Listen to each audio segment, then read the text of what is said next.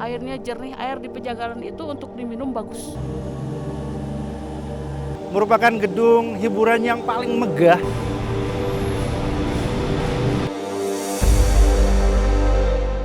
Bagi ribuan orang, tempat ini hanyalah pemberhentian.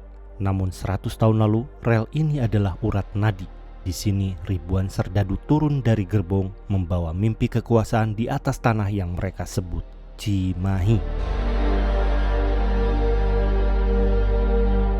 Cimahi tidak tumbuh secara alami. Ia dirancang sebuah laboratorium militer raksasa yang dibangun di atas prinsip disiplin, taktik, dan ketersediaan air yang melimpah.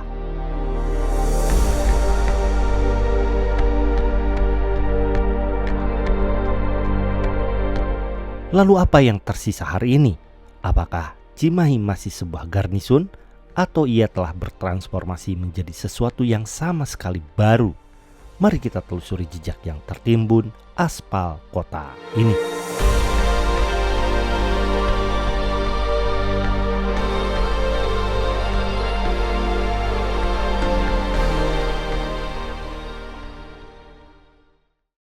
Perusahaan kereta api Stadspoorweg membangun jalur kereta api yang berada di Priangan, termasuk stasiun Cimahi, bukan saja mengangkut hasil bumi yang berada di daerah sini, tetapi jauh sebelum itu stasiun ini diperuntukkan untuk kawasan militer.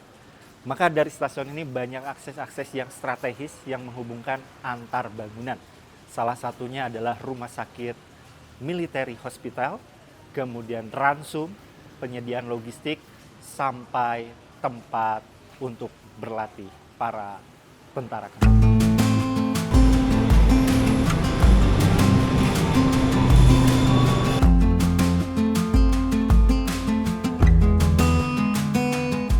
Tahun 1884, di tengah hamparan pesawahan dan udara dingin kaki Gunung Burangrang dan Tangkuban Perahu, sebuah peluit panjang memecah keheningan. Itulah suara lokomotif uap pertama yang merapati spur stasiun Cimahi. Pembangunan jalur kereta api Jakarta-Bandung oleh perusahaan Stadspoorwegen bukan sekedar soal transportasi. Bagi pemerintah Hindia Belanda, rel ini adalah urat nadi. Tanpa stasiun ini, Cimahi tak akan pernah menjadi kota garnisun. Kereta api adalah alasan mengapa beton-beton militer mulai tumbuh di tanah ini.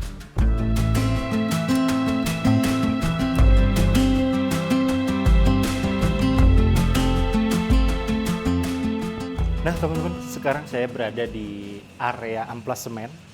Ini sekarang sudah diberdayakan menjadi kopi shop. Dan saya akan perlihatkan bagaimana amplasement atau rumah-rumah karyawan kereta api pada saat dulu.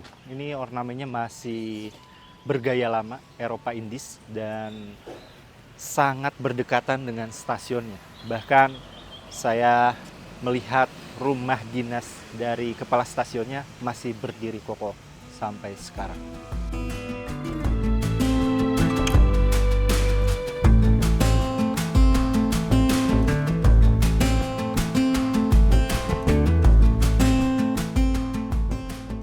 Pada saat itu kolonial Belanda bagaimana menyediakan sumber air bersih.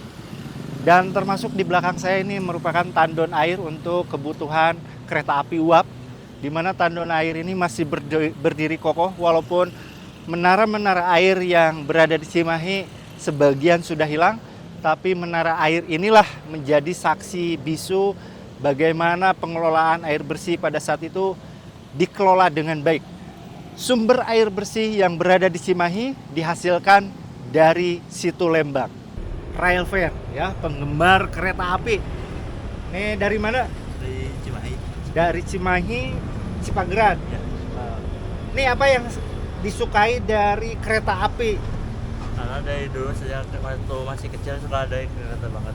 Oh, suka sama kereta. Ya. Tapi udah pernah naik? Pernah. Jangan sampai Rail Fair tapi belum pernah. Iya, Paling jauh kemana? Paling jauh ke Gombong. Ke Gombong. Ya. Oh.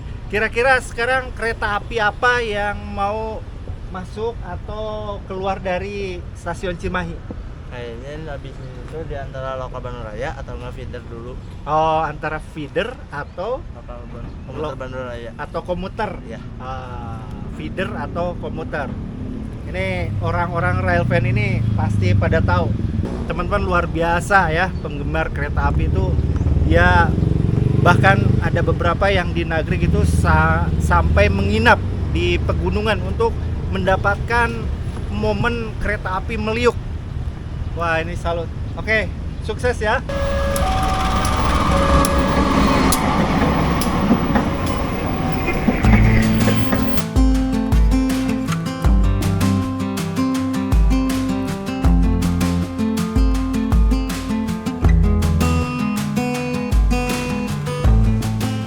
Nah, ini yang paling saya suka dari Societat Concordia yang berada di Cimahi.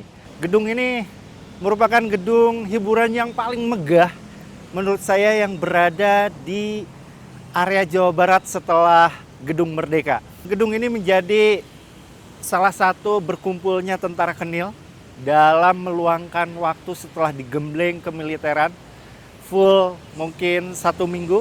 Akhir pekan mereka datang ke sini untuk melihat pertunjukan musik, teater, serta beberapa hiburan olahraga seperti biliar. Dan tempat ini menurut saya ini paling cantik, teman-teman. Gedungnya mirip dengan bangunan-bangunan Residen Woning atau rumah-rumah residen atau kantor-kantor residen. Gedung hiburan para perwira Belanda yang sekarang dikenal The Historic atau Gedung Sudirman mulai dibangun pada tahun 1895. Saat pertama kali didirikan, gedung ini diberi nama Societat voor Officieren Cimahi, pertemuan untuk perwira Cimahi.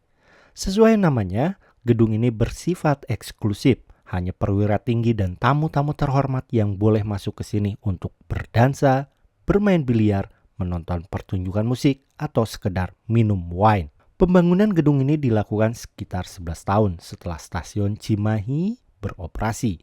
Belanda menyadari bahwa setelah membangun barak militer, penjara, dan rumah sakit, para tentara yang jauh dari keluarga di Eropa membutuhkan tempat untuk melepas penat agar moral mereka tetap terjaga. Gedung historis ini memiliki gaya arsitektur Indies Empire Style, di mana gaya arsitektur ini bisa kita temui di kuil-kuil Yunani pada saat itu dengan pilar-pilar yang cukup besar. Di sini memiliki 4 pilar yang menopang sebelum masuk ke dalam ruangan. Kemudian di dalam teras ini memiliki teras yang cukup luas serta ada 5 pintu, samping 2, kemudian di depan 3. Ciri khas dari bangunan-bangunan Eropa memiliki pintu yang cukup tinggi, lebar. Ini memungkinkan supaya cocok di iklim tropis, terutama di Indonesia. Walaupun pada saat itu Cimahi masih dingin, mungkin tidak sepanas seperti ini. Nah, di atas ada sebuah segitiga ya. Kalau dihubungkan dengan konspirasi, mirip dengan lambang-lambang Freemason. Tapi itulah waktu itu gaya Art Deco, Indies Empire Style menjadi idaman arsitektur atau lagam-lagam arsitektur kolonial.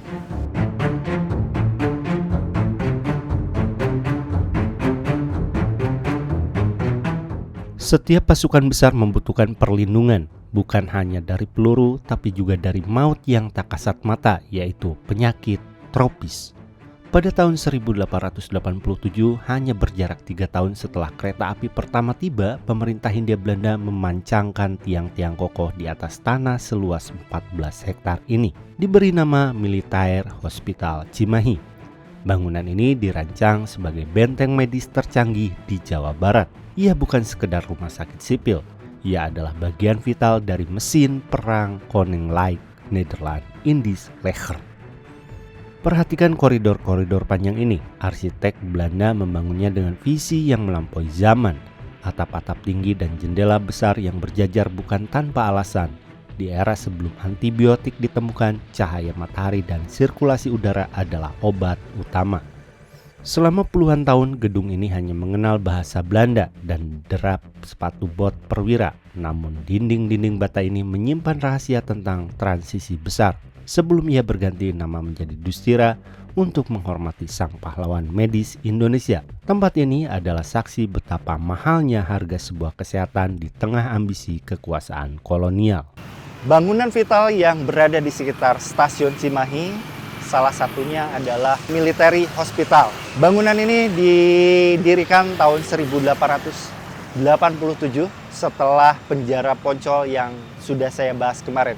Rumah sakit militeri ini bukan saja merawat tentara-tentara Kenil, tetapi rumah sakit ini menjadi tonggak awal penyerapan prajurit-prajurit untuk mengecek kesehatan mereka, apakah layak untuk menjadi tentara atau tidak.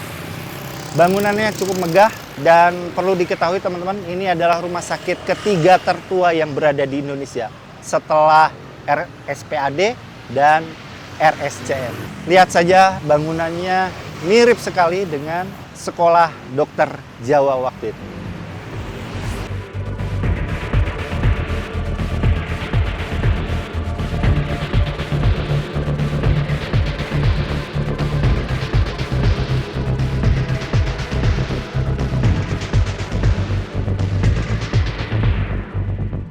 Tidak diragukan lagi orang-orang Belanda dalam mengatur tata kelola air. Nah, jejaknya masih ada di Rumah Sakit Dustira. Bangunan ini diprediksikan berbarengan dengan pembangunan rumah sakit sendiri. Ini fungsinya sebagai kebutuhan air bersih untuk sekitaran rumah sakit dan amplasmen rumah sakit. Saya belum tahu hasil atau aliran air yang didapat, apakah ini dari situ Lembang pada saat pembangunan water leading atau memang ini adalah air sumur yang disadap langsung dari dalam tanah. Silakan teman-teman yang tahu dari manakah sumber mata air itu. Lihat bangunannya begitu megah dan sangat kokoh, menandakan bahwa pada saat itu wilayah ini menjadi wilayah kekuasaan secara penuh oleh tentara-tentara Kenil.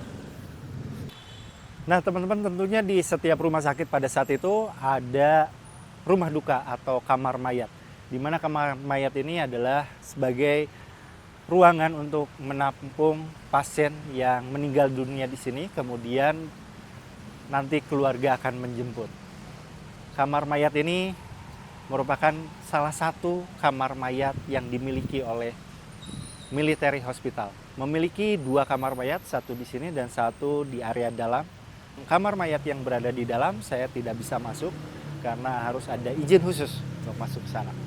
Jadi salah satu yang bisa kita lihat adalah kamar mayat yang di sebelah kiri saya.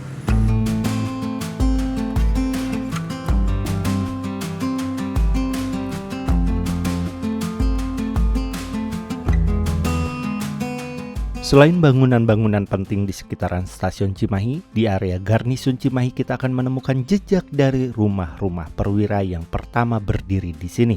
Terlihat gaya arsitektur bangunan seakan menembus waktu ke akhir abad 19 dengan fasad simetris yang megah, beranda depan dan belakang yang luas, langit-langit tinggi, dan gaya perisai atau limasan dengan kemiringan yang pas supaya bisa mengalirkan air hujan tropis yang deras. Termasuk di depan komplek rumah perwira terdapat sebuah taman yang bernama Juliana Park yang sekarang menjadi Taman Kartini. Taman ini berfungsi sebagai tempat melepas lelah dan penat setelah bertugas.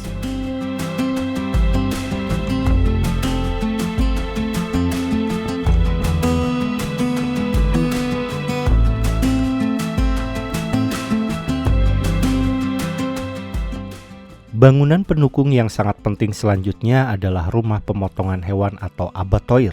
Saya langsung bergegas menuju Schoolweg, di mana area RPH ini merupakan kompleks sekolah-sekolah anak perwira. Kehebatan militer bukan hanya soal senjata, tapi juga soal apa yang mereka makan. Di gedung ini yang dibangun pada 1913, standar kesehatan daging untuk ribuan prajurit dijaga ketat. Abattoir atau rumah pemotongan hewan Cimahi adalah bukti bahwa Belanda mengelola kota ini seperti sebuah mesin yang persisi, dari air, kesehatan, hingga urusan piring makan para serdadu.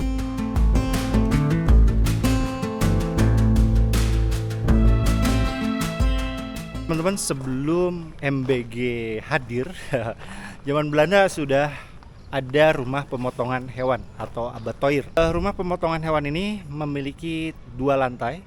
Pada saat nanti pengiriman hewan, terutama sapi yang didatangkan dari Australia, kemudian dikirim melalui kereta api dari Batavia, diturunkan di depan, kemudian dimasukkan ke sini. Menjadi RPH paling higienis dan paling modern. Dan kalau RPH zaman Belanda itu selalu berdekatan dengan sungai. Dan betul saja di belakang itu ada sungai. Nah, tentunya tidak semua limbah disalurkan ke sungai. Nanti ada bak penampungan di sana diolah. Jadi ini memiliki 2 lantai, tempat pemegalan hewan ya. Jadi punya 2 lantai, tapi lantai akses ke lantai bawahnya ini lumpur basah ya, bekas aliran air kayaknya yang mengering. Nah ini lantai bawahnya teman-teman. Nah itu tempat pemenggalannya itu di sana. Nah di sini. Nah itu ada tangga untuk ke lantai atas. Nah ibu kan dulu kalau RPH itu atau pemotongan hewan Rumah itu potong hewan. identik dengan limbahnya ya, Iya, jeroan, Iya. kemudian ini. Itu diolahnya seperti apa dulu kan? Kan nggak, kalau zaman Belanda atau zaman dulu tuh nggak langsung ke sungain Enggak. diolah. katanya mah kalau nggak salah ya, Hmm. menurut saya waktu di sini di bawah tuh udah bersih, ada air di bawah itu. Oh Di sini bawah mata air banyak, tuh- Oh di sini mata banyak air. mata air terbagus punya saya di sini. Oh. Airnya jernih, air di Pejagalan itu untuk diminum bagus. Bagus Sekarang air. masih ada. Ketutup sama Labkesmas, kebetulan saya juga nggak punya air. Babi ada bu di sini. Katanya dulu ada. Ada juga babi. Tapi kan waktu saya pindah ke sini udah nggak ada, cuma sapi doang. Ada. Oh, iya. Nah disinilah teman-teman lori yang menyambungkan rel utama dengan abattoirnya atau RPH-nya. Wow teman-teman, saya di sini menemukan sebuah grass boys atau pipa yang terbuat dari tanah liat di sini, bersama dengan kontrol aliran airnya. Wow. Memang kalau di Bandung itu grass bush ini tertanam di bawah tanah, tapi di sini bisa terlihat dengan jelas tuh teman-teman. Ini adalah pipa yang bisa bertahan ratusan tahun. Ini semua adalah pipa yang terbuat dari tanah liat. Waktu itu Belanda menerapkan sistem sanitasi menggunakan grass bush ini untuk melancarkan aliran air, karena di dalamnya sangat licin ya. Lihat teman-teman, itu dataran tinggi ya dari sana. Kemudian makin lama makin ke bawah, makin ke bawah, makin ke bawah, dan nanti dikeluarkan di aliran sungai yang ini. Wow, ini nih yang menarik nih. Nah itu sebuah pondasi, termasuk kontrol airnya dulu. Kalau mampet itu dibenerin di sana, termasuk ininya pipa tanah liat yang berwarna merah. Ini dekat banget dengan Pejagalan Garnisun. Nah ini dekat banget ya, keren.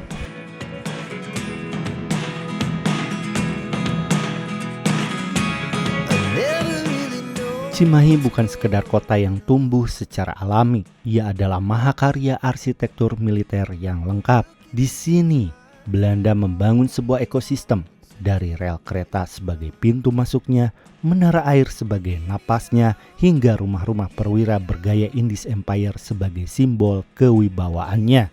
Semua fasilitas ini, bahkan hingga detail higienitas daging di rumah pemotongan hewan, disiapkan hanya satu tujuan: membangun kekuatan militer yang tak terkalahkan. Namun sejarah punya cara yang unik untuk berputar. Taktik, disiplin, dan infrastruktur yang dibangun kolonial di kota ini akhirnya menjadi senjata yang direbut kembali oleh para pejuang kita untuk meraih kemerdekaan. Kini, saat peluit kereta api kembali membahana di stasiun Cimahi, ia tidak lagi membawa kabar tentang peperangan. Ia membawa pesan bahwa sejarah tidak pernah benar-benar mati.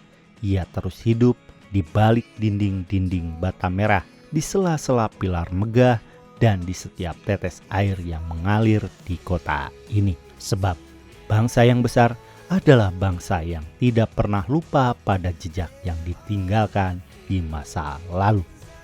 Jejak Siborik melaporkan dari Kota Garnisun Cimahi.